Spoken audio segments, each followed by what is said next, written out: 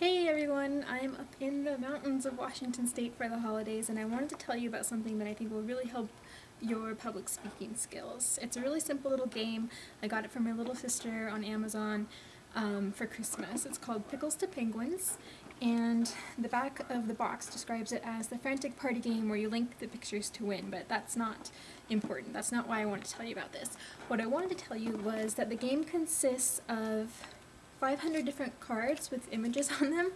And there's an image on each side, so it's really 1,000 different images. Snowboard on one side, hot dog on the other, for example.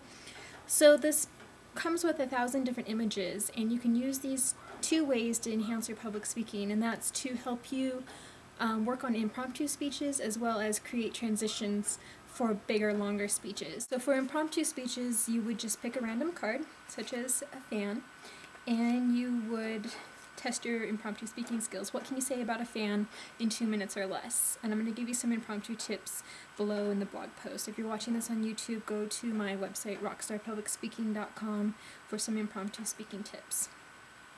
And if you're a public speaking teacher, it's just as easy. Pass these cards out to your students, tell them they can pick whichever side they want, and then have them go through the steps of creating an impromptu speech and then delivering it in front of the class. The second way to use this is to practice your transitions, and this is pretty easy. Just take, let's say, 3 cards and then come up with transitional words, phrases, sentences, or paragraphs to connect them into one simple story. So in this case, I have a barn, a basket, and a DVD. So I would need to come up with some sort of transitional phrase or sentence to transition from the barn to the basket, and from the basket to the DVD. And of course, it's always fun to practice these in front of someone else so they can give you feedback on how well you're doing.